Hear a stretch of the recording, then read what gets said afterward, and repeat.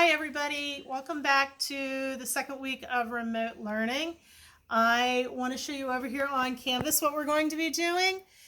This is the same module that we were in before last week when we started this. It's getting longer, as you can see. If you look, it says 4:14 through 4:17. This will be the directions for the week. I thought this might be a little easier for you to keep track of everything that's going on within the week. For example, today, it'll be Tuesday, I would expect you to have the review discussion done for To Kill a Mockingbird before midnight tonight, 11:59 to be specific. Also today, you want to make sure that you are taking the To Kill a Mockingbird test. It is available on a link here on the same module.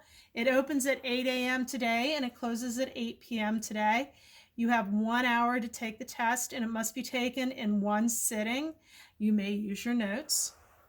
I'd like you then to review the Poetry Terms PowerPoint. I would like you to complete the Poetry Terms assignment by Friday, April 17th, and again, that's by 11:59 p.m. And then finally, to show that you've been in class and doing what you need to do, there's an attendance quiz there. And that attendance quiz will, one, quiz you on the knowledge of perhaps To Kill a Mockingbird, or it might be some just generalized question that I may ask you, or it may even be some poetry type question that I'm asking you.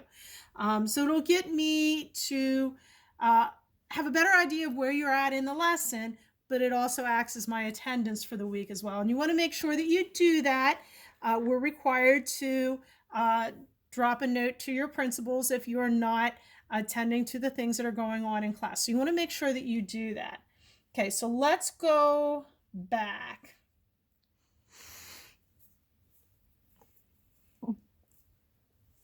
So we're going to talk about To Kill a Mockingbird here for a few minutes today to kind of get you guys ready for that test that you're going to be taking for me later on today. So one of the first things that I want to talk to you about is about one of the characters whose name is Charles Baker Harris.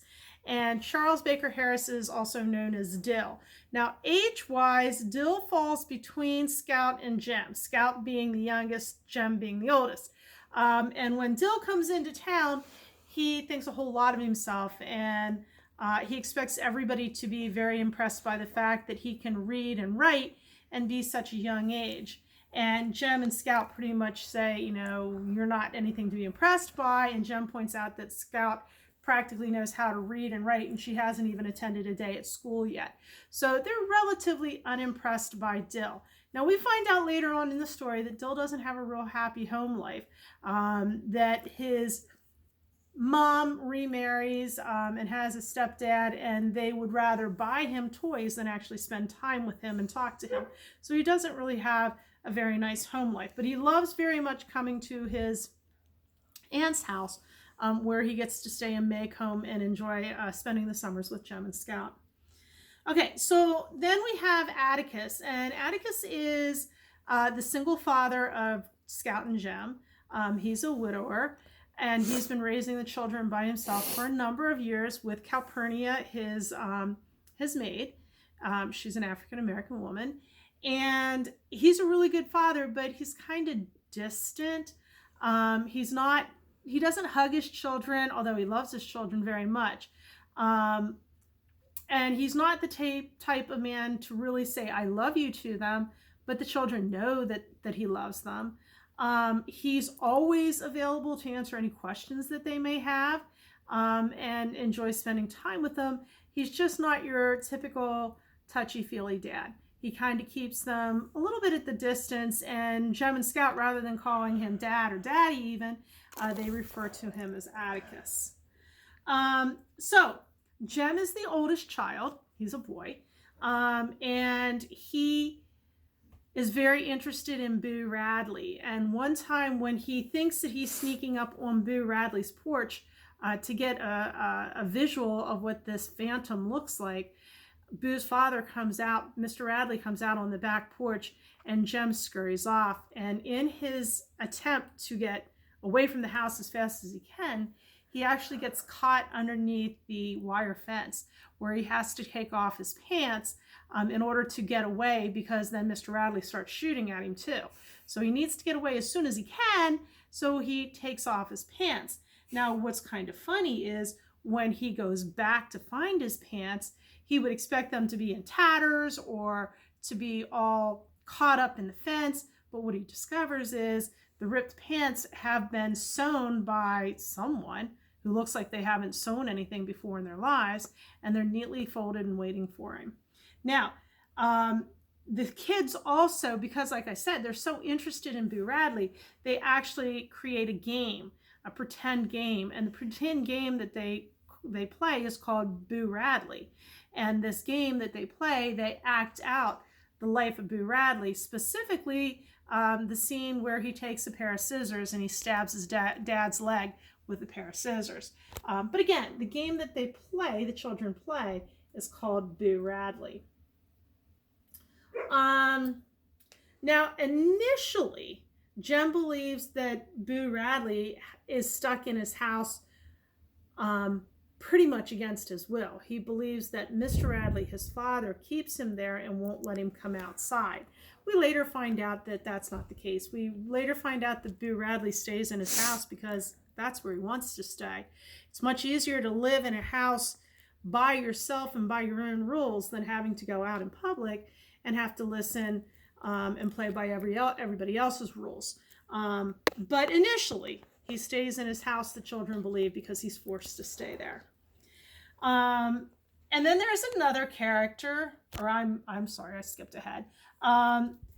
We find out that the children get a gun for their Christmas, and the one thing that their father tells them is that they should never shoot a mockingbird. They can shoot all of the blue jays, I think he said, that they could.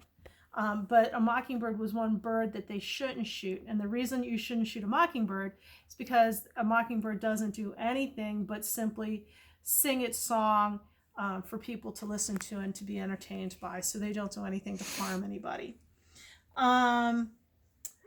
At this same time of having this game, they also start finding gifts in a tree that they believe Boo Radley is putting there for them, including a piece of gum, a spelling bee, metal, pieces of soap that have been carved to look like the two children, a compass, numerous other things.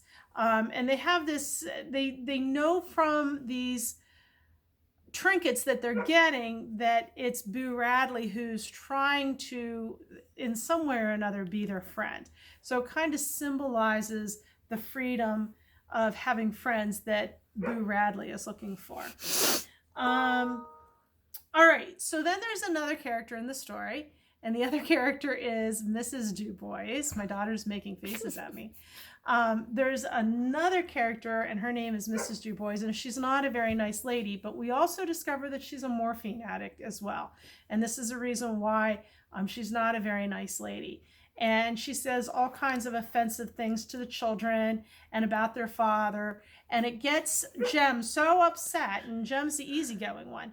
It gets Jem so upset that he takes his sister's new toy, which is a baton, takes her batons, and he cuts down all the camellia bushes in Mrs. DuBois' front yard.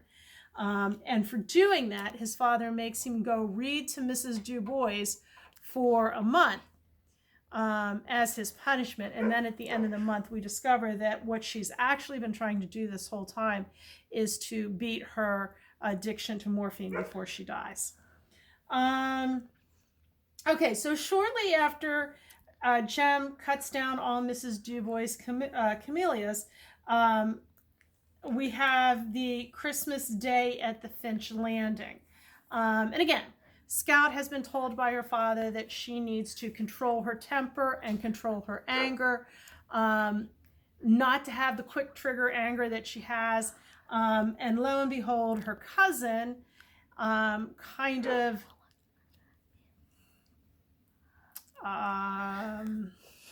coax her into an argument, which results in a fight by again saying very derogative things about her father that she doesn't like hearing. And she turns around and she punches her cousin, which gets her into even more trouble with her Uncle Jack and with her father.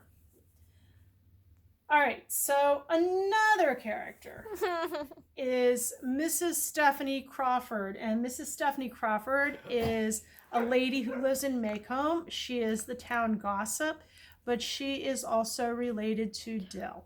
And Dill stays with Miss Stephanie through the course of the summer so that he can play with Jem and Scout, and I guess his parents get a break from him. All right. So we have the trial. And as you know, Tom Robinson has been accused of raping a white woman. And we know that he's going to go to trial for it.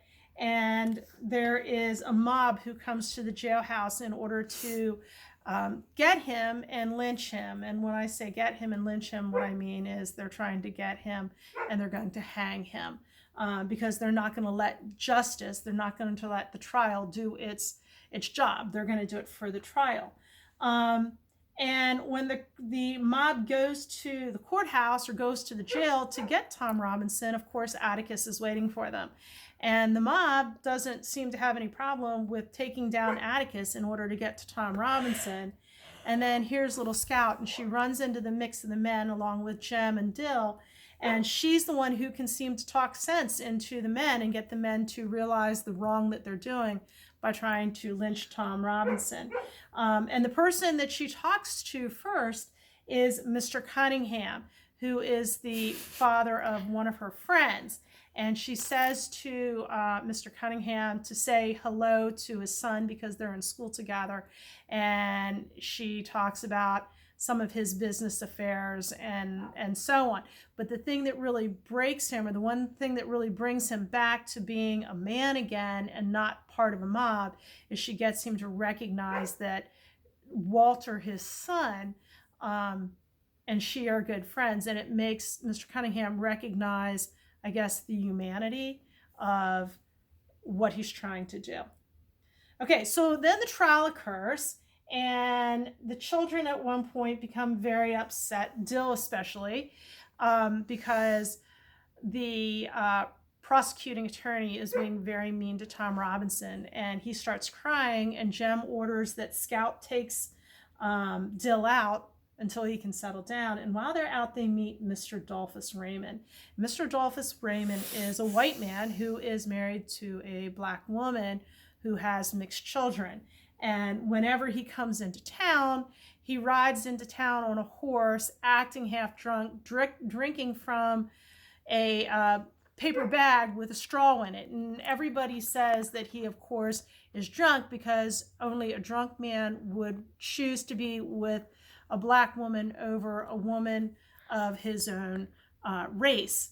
And what we discover and what the children discover is Dolphus Raymond isn't actually drunk at all.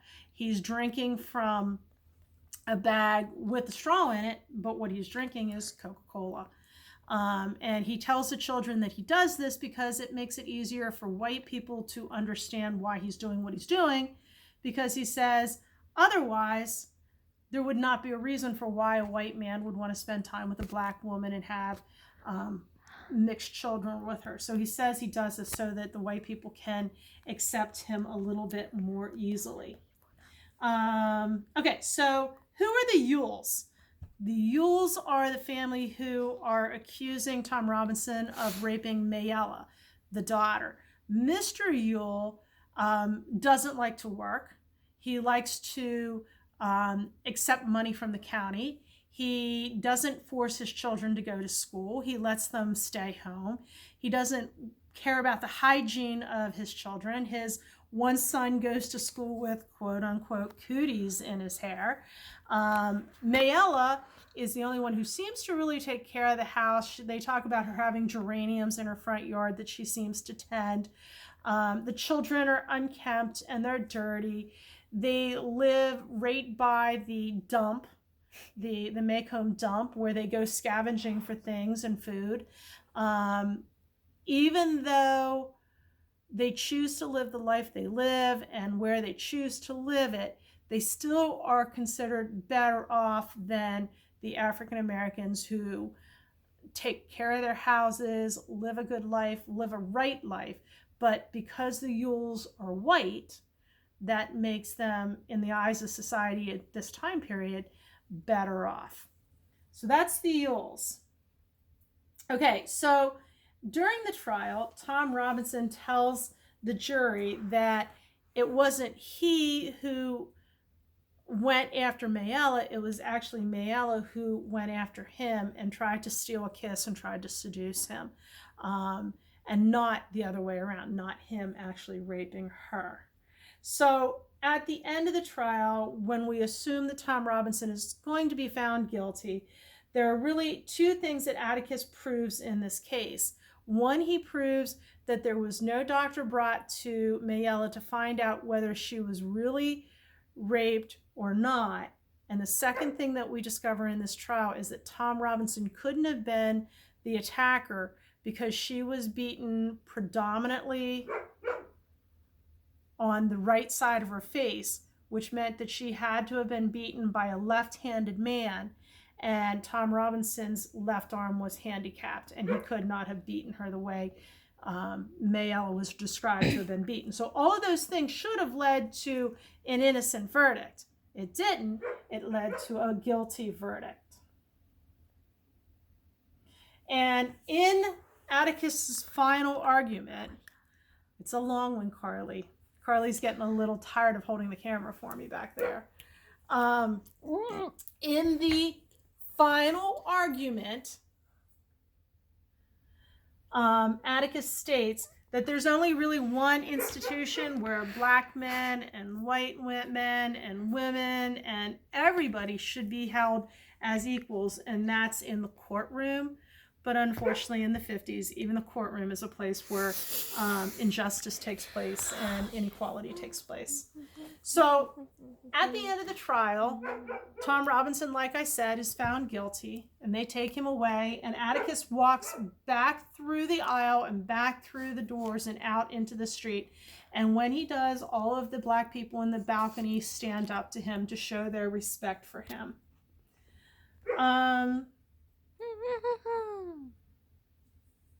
This upsets Jem very much that Tom Robinson would have been found guilty.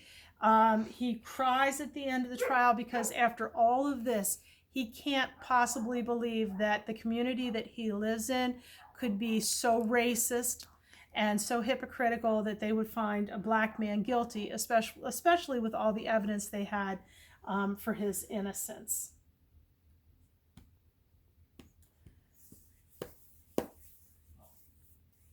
So we find out from Atticus that the one person who tried to not have Tom Robinson found guilty was Walter Cunningham's dad. And this surprises Scout because there was just the previous night that Walter Cunningham's dad wanted to lynch Tom Robinson. Now we discover that he was actually the one that was holding up the proceedings and the guilty verdict, which would have come much faster. He was actually the one who was looking for an innocent verdict. And when Scout goes to Aunt Alexandria and says that she wants to play with Walter, it's Aunt Alexandria now who says, well, you can't play with Walter because he's not as good as we are. So not only is there racism in Maycomb, there's classism in Maycomb, there's sexism in Maycomb. There's so many different levels of inequality in Maycomb that we can see through the people who live there. So Mr. Yule, Bob Yule, towards the fall for the Halloween pageant, he follows the children home, and on the way home, because he's been threatening to get even with Atticus this whole time for making him look bad and for making Mayella look bad, he follows the children home from the pageant and he attacks them. And he tries to kill Scout, but her costume, which is a ham costume, keeps her from being stabbed. And then he goes after Jem and he breaks Jem's elbow. And right when we think that all is going to be lost, children are going to be killed, somebody else jumps into the fight and rescues the children in the fight. And at the same time of rescuing the children, he also kills Bob Ewell. And we don't discover who that is until later, but when we do, we discover it is Boo Radley. And Heck Tate, who is the sheriff who is called to the house of Atticus and the children after the children were attacked, he explains to Atticus that Bob Ewell was actually killed by landing on his own knife, that nobody actually killed him, that somehow when Bob Ewell fell, he fell on his knife, which Atticus believes it was actually Jem who killed Bob Ewell, but it really wasn't. It wasn't Jem at all. It was actually Boo Radley. But it is Heck Tate who says, let the dead bury the dead, which means Bob Ewell is the reason that Tom Robinson is dead. And now he's dead because of what he's done to Tom Robinson. And he goes on to say that we can't prosecute Boo Radley or Mr. Radley because it would be like killing a mockingbird, because Mr. Radley or Boo Radley has never done anything to ever harm anybody, and to put him on trial would be to be almost like putting him on a stage to have everybody watch the new show, or to bring him pies and cakes and make him out to be a hero, something that Boo Radley would never want. So he instead says that it was actually Bob Ewell who fell on his own knife, who killed himself, and actually nobody else that helped him along the way with that. And Scout comes to understand at this point that Boo Radley is very much childlike and very innocent, very naive, and she learns that the reason Boo Radley stays in his house is because that's where Boo Radley wants to be. Boo Radley feels safe there. So as long as he feels safe there, he's going to stay there. And he's not being forced to stay there against his will. It's actually his own decision to stay there. So just a few things about the novel itself. The setting of the novel is Maycomb, Alabama, and it's in the 1930s. And I believe Roosevelt is the president. And Roosevelt has just introduced this idea of the New Deal, where things are finally going to get better again following World War I. The people of Maycomb, I think we could say for the most part that they're a very racist and superstitious bunch. They believe in steams, which is a very superstitious belief. Steams being the spirits of dead people, and they're very racist because, like I said, you have your people like Atticus who live at the top. You have the Cunninghams who would be next. You have the people like the Ewells who don't want to work for a livelihood, who will accept handouts, and then you have, even beneath those people, you have the African American community who work, try to live good lives, keep a nice house, keep after the children, but because they're Black, they're at the bottom of the social rung. So we would say that they're very much racist and superstitious type people. Miss Maudie, on the other hand, along with Atticus and Jem and Scout, are not racial people. They're not racist. They believe in the equality of all people, and they work for the equality of all people. What important lesson does Atticus teach Scout in this story? Atticus teaches Scout that you can't really understand a person until you've walked in that person's shoes, and only then can you actually understand what their lives are like, where they've come from, and where they're going to. I would say that the best word that describes Scout after the whole book is read is inquisitive, which means questioning. She is curious and she has a question about everything, and she'll never just settle for a simple answer. She wants to have the whole answer to any of the questions that she has. Now, one of the last couple questions here is, there's irony in this story too. And irony is when you believe one thing is going to happen, but the opposite actually does. One of the examples of irony in this story is that Jem and Scout believe that their father can't do anything, that he's very unathletic, he's older, he doesn't want to play football with them or anything that requires any type of physical activity. And then we discover about halfway through the story that his nickname is One Shot Finch. When a mad dog is coming to Cat Town, I'm over here, Carly. He pulls out a gun and he's able to kill the mad dog in one single shot. What is the climax of the story, the turning point of the story where everything changes? The climax for the story is when Tom Robinson is found guilty of raping Mayella. And what events in the story change Scout, an innocent child who does not understand society, into a child who is forced to grow up? It would be when Tom Robinson is accused of rape, when Tom Robinson is found guilty of rape, which he didn't commit. It's when she discovers that Bob Ewell doesn't care for his children and would rather spend money on himself than on his children, on drinking, and instead of feeding them, on their poor hygiene and their poor education. And then she also discovers that the society in Maycomb are hypocrites, that they will say one thing, but they actually believe something entirely different. And then, of course, at the very end of the story, whenever Bob Ewell attempts to kill both her and Jim. So as you can see, we got a really good review of the story here, I believe. And you want to make sure that you go into Canvas and you finish up those review discussion questions by midnight this evening, 11:59 this evening, and get those submitted so you can get the points for that. You want to make sure that you also take the test today, and any notes that you have you can use to take with the test. That's fine. Remember, it's 1 hour, one sitting. It needs to be completed all at one time. And then after that, you're going to move on to the poetry packet. There's an assignment there that you want to do for the week. And then the last thing you want to do is make sure that you do that attendance quiz for me. So that's all I have for you guys. I hope you have a good week.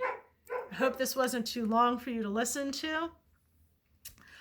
Good luck on that test. Get your work done. And I'll see you back here on the next video.